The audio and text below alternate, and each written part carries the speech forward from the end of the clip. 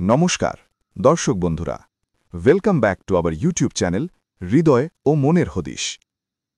আজকে আমরা যে বিষয় নিয়ে জানব তা হল আতলামি করা, কারোর কারোর এক মানসিক বদ অভ্যাস। এদেরকে কিভাবে মোকাবিলা করব?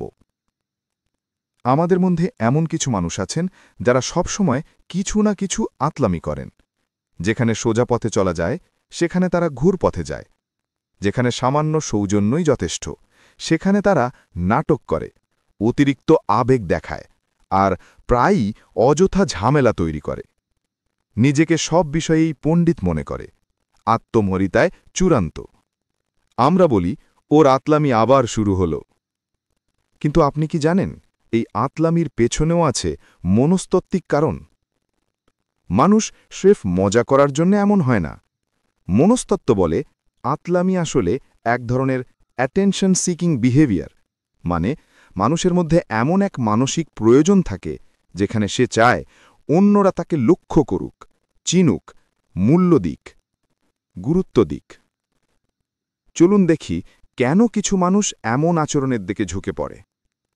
প্রথম কারণ, অভ্যন্তরীণ অস্থিরতা। যে মানুষ ভেতরে ভেতরে নিরাপত্তাহীন, যে নিজের অস্তিত্ব নিয়ে নিশ্চিত নয়, সে চায় অন্যের চোখে নিজের গুরুত্ব বাড়াতে। এই অস্থির মন তাকে এমন কিছু করতে বাধ্য করে যাতে সবাই তার দিকে তাকায়।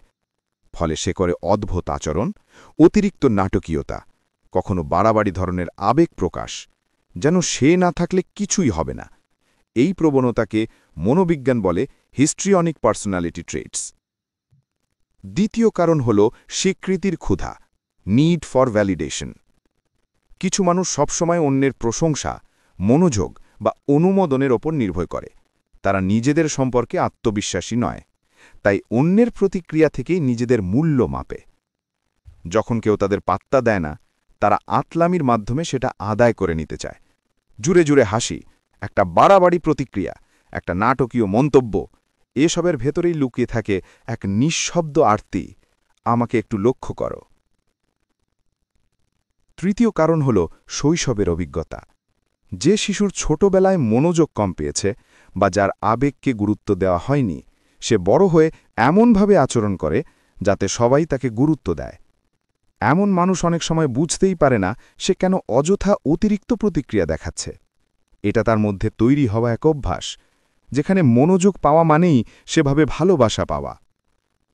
চতুর্থ কারণ, লো সেলফ এস্টিম বা আত্মসম্মানের অভাব। যে ব্যক্তি মনে মনে নিজেকে তুচ্ছ ভাবে, সে বাইরের আচরণে সেটা ঢাকতে চায়। তার চোখে জীবন যেন এক মঞ্চ, যেখানে সে অভিনয় করে নিজের দুর্বলতা আড়াল করে। সে যত বেশি আত্মবিশ্বাস হারায়, তত আতলামি বাড়ে। এটা তার মাস্ক বিহেভিয়ার, এক ধরনের মানসিক মুখোশ। পঞ্চম কারণ, সোশ্যাল কম্প্যারিজন বা সামাজিক তুলনা। আজকের যুগে মানুষ অন্যের সঙ্গে নিজেকে তুলনা করতে করতে ক্লান্ত। সোশ্যাল মিডিয়ায় সবাই সুন্দর, সফল, জনপ্রিয়। এই ভিড়ে টিকে থাকতে অনেকেই ভিন্ন হতে চায়। তারা ভাবে, আমি যদি অন্যদের চেয়ে একটু বেশি নাটকীয় হই, তাহলে আমাকে মনে রাখবে। এই চিন্তা থেকেই তৈরি হয় অ্যাটেনশন ড্রিভেন পার্সোনালিটি, যেখানে মানুষ সত্যিকারের নয়, অভিনয় করে নিজের গুরুত্ব বোঝাতে। তবে এখানে একটা বিষয় বুঝতে হবে, সব আতলামি মানে খারাপ মানুষ নয়। অনেক সময় এই আচরণের পেছনে থাকে একাকিত্ব, নিজেকে না পাওয়ার কষ্ট, অথবা ভালোবাসা না পাওয়ার ক্ষত। তারা এমন আচরণ করে কারণ তারা জানে না কিভাবে নিজের আবেগ সঠিকভাবে প্রকাশ করতে হয়। এরা আসলে অ্যাটেনশন নয়, অ্যাফেকশন চায়, ভালোবাসা, বোঝাপড়া আর স্বীকৃতি। মনোবিজ্ঞানীরা বলেন, এই ধরনের মানুষদের প্রতি রাগ বা ব্যঙ্গ নয়, বরং সহানুভূতি প্রয়োজন। তাদের কথা শুনুন, তাদের উপহাস না করে বলুন, আমি বুঝতে পারছি, তুমি মনোযোগ চাও। ধীরে ধীরে তারা নিজের ভেতরের শূন্যটা চিনতে শেখে। আতলামি কমানোর সবচেয়ে কার্যকর উপায় হল সেলফ অ্যাওয়ারনেস বা নিজেকে জানা। যখন কেউ বুঝতে পারে তার আচরণে অন্যরা বিরক্ত হচ্ছে, তখনই পরিবর্তন শুরু হয়। নিজেকে প্রতিদিন প্রশ্ন করা দরকার, আমি কি এখন সত্যিকারের আমি, নাকি আমি অভিনয় করছি?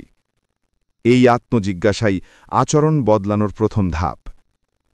যারা নিজের জীবনে এমন মানুষ পেয়েছেন তারা একটা কথা মনে রাখুন, এরা সবসময় খারাপ নয়, তারা শুধু একটু বেশি মনোযোগ চায়।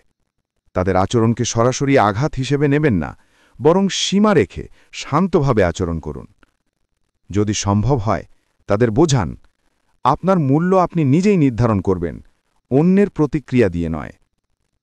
শেষ কথা, আতলামি কোনো স্থায়ী চরিত্র নয়, এটা এক ধরনের শেখা প্রতিক্রিয়া, যা সচেতনতা আর মানসিক স্থিরতার মাধ্যমে বদলানো সম্ভব। কারণ মানুষ বদলায় যখন সে বুঝতে শেখে তার আচরণের গভীর মানে। তাই পরের বার কেউ আতলামি করলে রাগ করবেন না, হাসবেন না। মনে রাখবেন, হয়তো সে নিজের ভেতরের নিঃসঙ্গতার সাথে লড়ছে। যে মানুষ সব সময় নাটক করে সে আসলে একটাই না বলা কথা বলতে চায়, আমি আছি, আমি গুরুত্ব পেতে চাই, আমাকে ভুলে যেও না। নমস্কার।